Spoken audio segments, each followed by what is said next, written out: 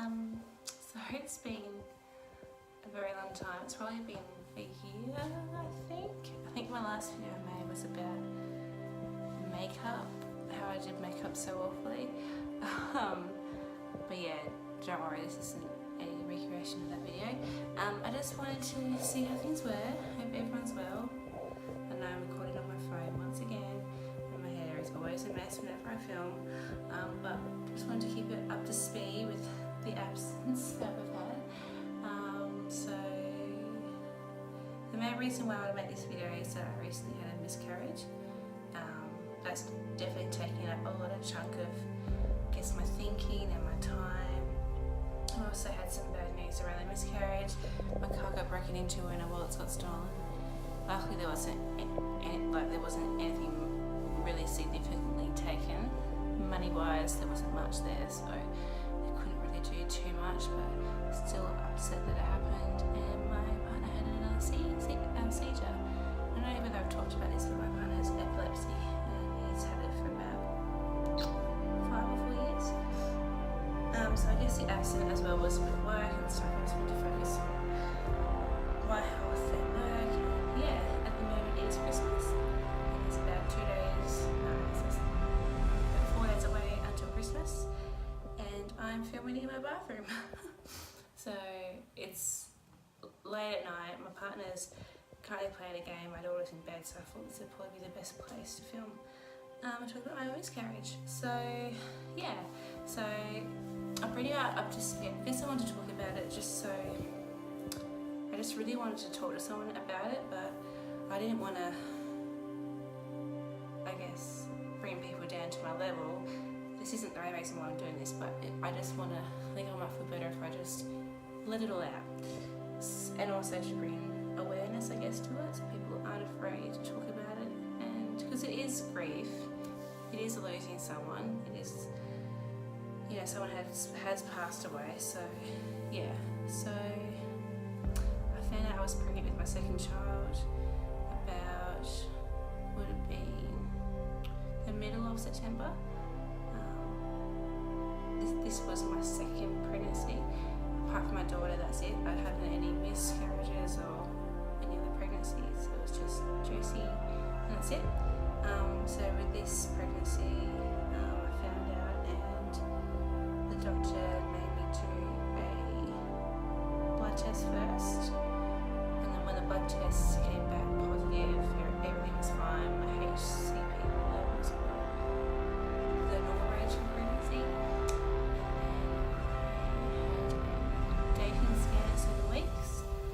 Which is basically also to confirm the pregnancy. I went for my dating scan when I was about a day away from being 7 weeks, and the lady said that the baby was still a bit too small. She reckoned I was a bit further behind, so then she got me to go for another scan in another week's time, which I was only 6 weeks instead of 7 weeks.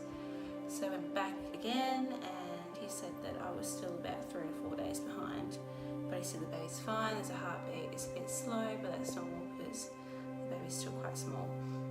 But he did say to keep an eye on it, and it would have just been a week after that when I started to just spot some bleeding. At first I thought it wasn't anything too bad, I just thought it was spotting, and I guess what it looked like was, it sounds really gross, but it just looked like, it was really dark, like kind of brown.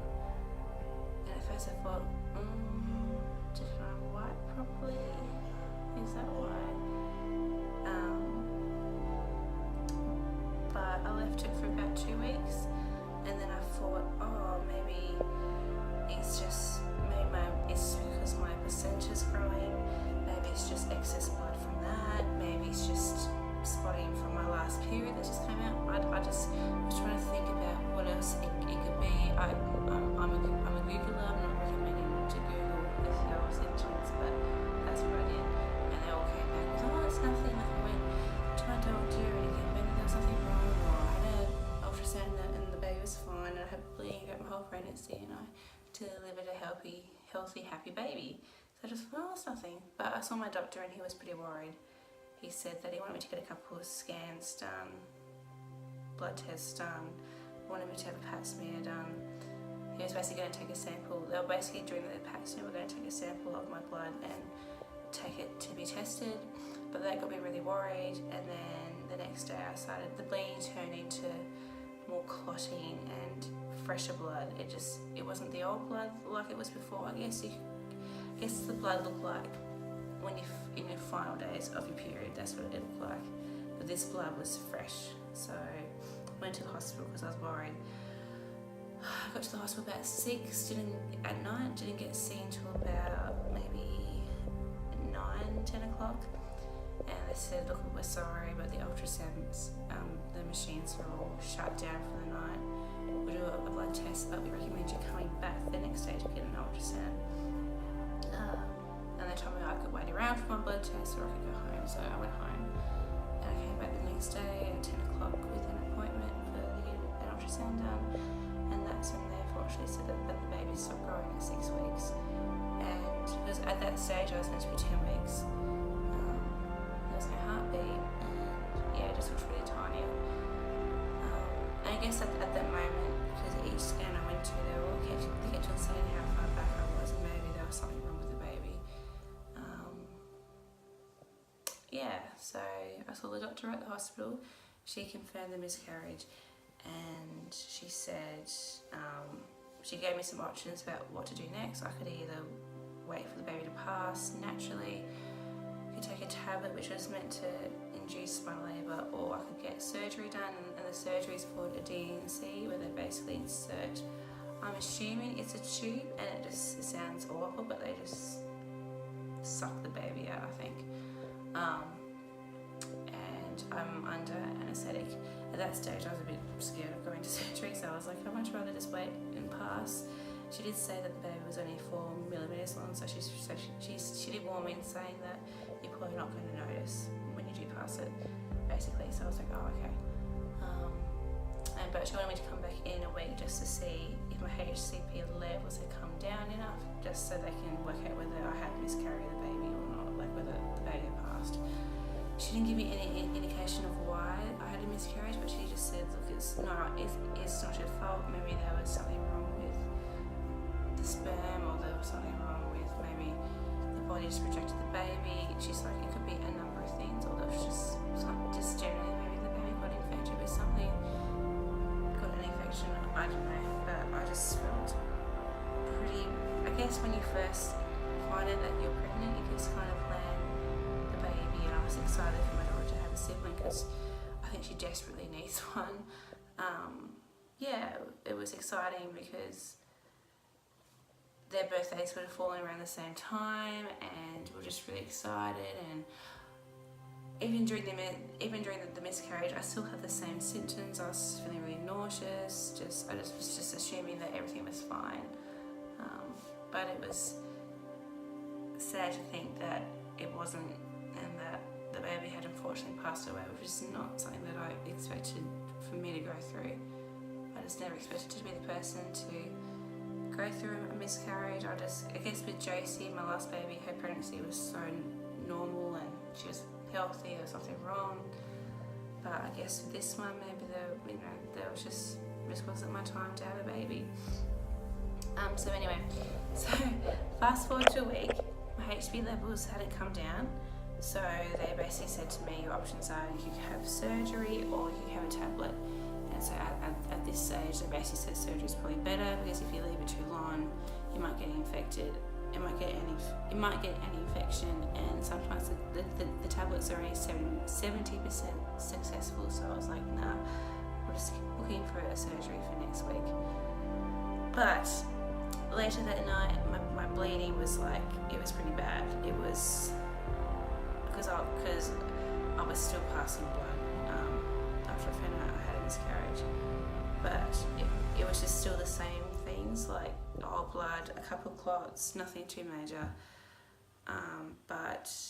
and hardly any cramping. But that particular day, it just felt like I had a period, and I was the first time ever I wore, it sounds gross, but I never wore a pad for some reason, and because the bleeding wasn't too bad. And this time around I had to wear a pad because my pads were soaking pretty quickly, we went out for dinner, and this sounds great, but the pad I had on, I could just feel that it was soaked.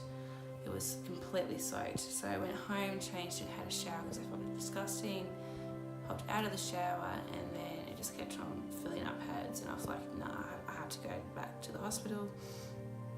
And it was pretty late when I went back. It was probably like 8 or 9 o'clock. And of course they were busy, which is to be expected of hospitals.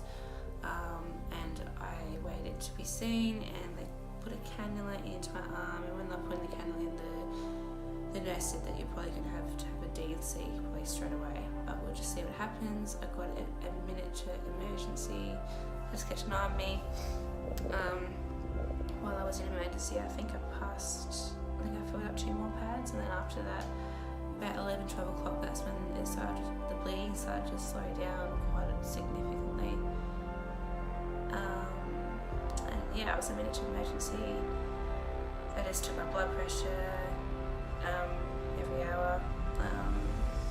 Just asked if everything was okay. I asked if I needed more pads, if the cramping was too bad, if the bleeding was too bad.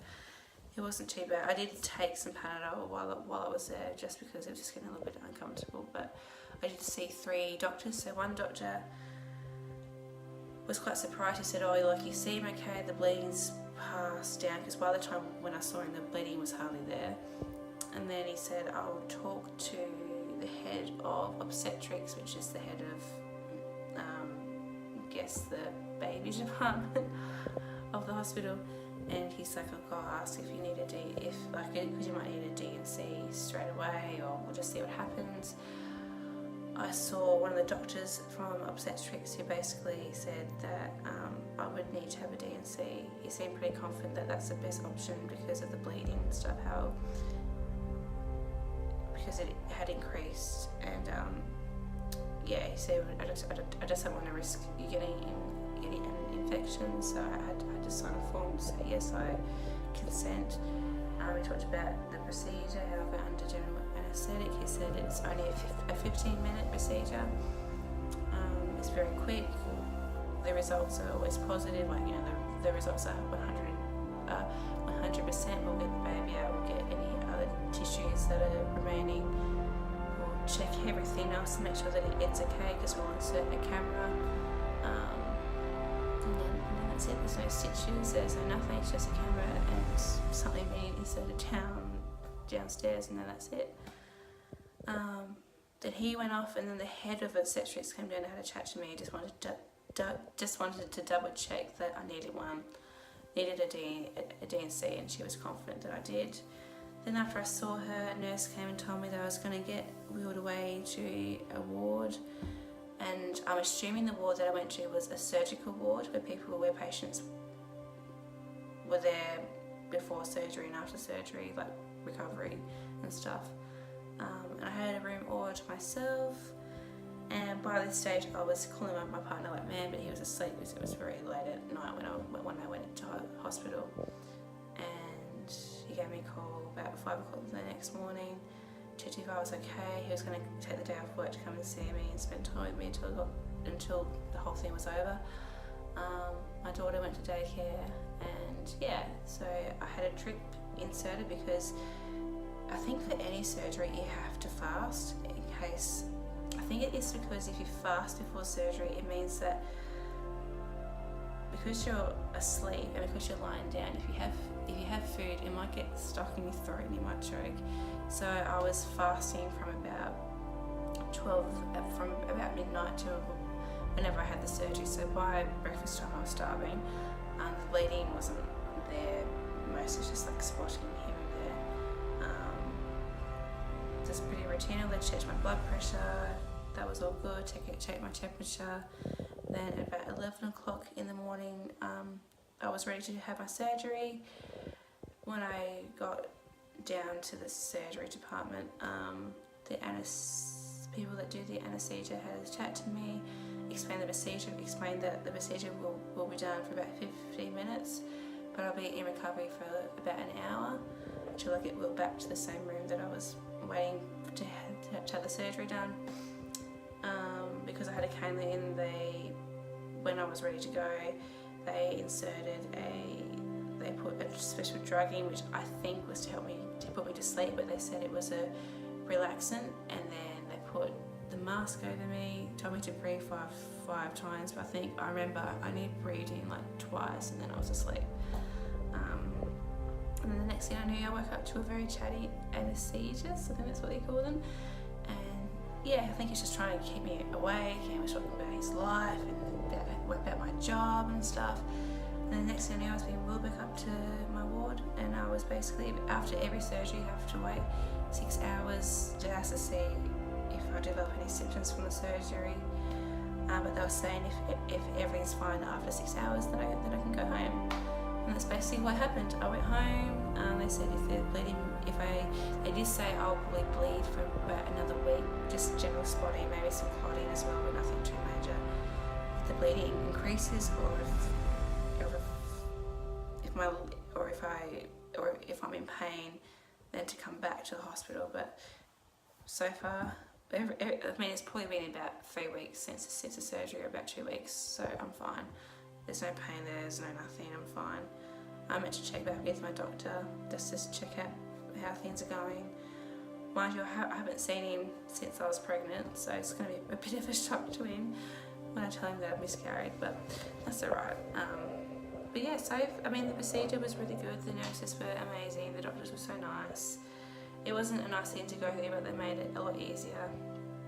The best thing, I think, after the surgery was finally having a bite to eat, which was nice. But I'm just grateful that I've got a daughter that's healthy and happy.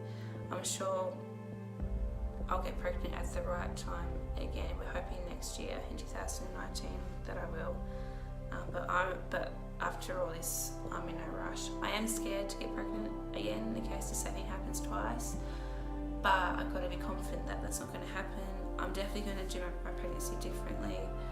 I wasn't eating well with this pregnancy, and I don't know whether that's what it was. With Josie, I wasn't great either, but I tried to have a few veggies and fruit. But I think with this one, my next one, I'm going to eat a lot more better. I know that that's not why I miscarried, but I just want to be in a healthier state of mind and a healthier, my body to be healthy to have a baby. This year was very stressful, so I don't think that helped my pregnancy, so I'm hoping that next year things will settle down more. We are in Melbourne at the moment, but we are going to move to Brisbane, which is where my partner's family's from, so there's more support there. My dad's actually moved back there about a month ago now, so it would be good to be back with them again, because I used to live in Brisbane for about 6 years, and that's where I met my partner. So since the death of my mum, since moving to Tassie and moving to Melbourne, we've realised that Melbourne is home to us. Brisbane is home to us. So it'd be sad to leave work behind, but it'll be exciting to finally get myself into a better frame of mind and to feel better about myself. So exciting times are happening. Sad things have happened, but I'm hoping in this video I've helped someone want to talk about their miscarriage. I know it's not an easy thing to talk about, but it feels better once you get it out there. It feels better to talk to someone about it.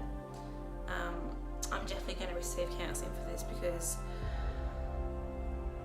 it was a big ordeal to go through. I guess the car being broken into didn't help, and Ben having a seizure didn't help, going back to hospital again. His seizure and when the car got broken into, and the seizure happened about 2 days after we found out we had a miscarriage, so it was a lot of stress. I had a lot of time off work, which I felt a bit bad about, but I had to recover from all this, and I was lucky to spend my last 2 weeks at work before we broke up for the year, so that was nice. To say goodbye to families and to children. But I guess the most important thing now is, now that I've got 2 weeks off over Christmas, is to recover, to relax, and to just focus on Christmas and the New Year's, and to have fun, and hopefully next year's going to be less stressful, and hopefully we can get pregnant again, having another baby. I don't know, it's been so long since I've done a vlog, but I got engaged I think 2 weeks after I found out I was pregnant. So we've also got a wedding to plan for, a wedding to plan for hopefully at the end of next year, or the start of 2020. Yeah, so I'm hoping that next year I'll get back into vlogging more, sorry. Yeah, which would be exciting. But I guess if you need help with miscarriages, I mean, in Australia there is Lifeline. Speak to your doctor about a counsellor. They should refer you to someone that they know that is a trusted psychologist or counsellor within their practice. I mean, I wasn't happy with the doctor that I saw personally, because he didn't know of anyone, so he Google searched. But I'm going to hunt around and find someone in Melbourne before we move, just so I can get my mental health in track before the move. So I guess when we do move, I'm mentally in a better frame of mind, so that I'm not so stressed about moving again. But yeah, I definitely felt better to talk about it. I guess if you've got any questions about if you're going through a miscarriage and if you're unsure about which step you need to take, so like whether you get a D&C or the tablet or to naturally pass. I know some people have naturally passed their baby, but I think the D&C just gets it all over and done with, and then it's over. I mean, going under general anaesthetic is definitely scary, but I mean, I definitely, I'm glad that I had it in the end, and I'm glad that's all over and done with. It's sad to lose a baby, but I'm just so grateful to have such a supportive family and a daughter of my own that's happy and healthy, so that's the main thing. But yeah, I hope this video's helped, and I'm wishing you all a safe and happy Christmas, and I'm hoping to see you all back in 2019. But please comment below, subscribe to my channel, because I will be posting more, so watch this space, and I'll also leave a link to my blog, which I do post to more regularly. Okay, see you guys.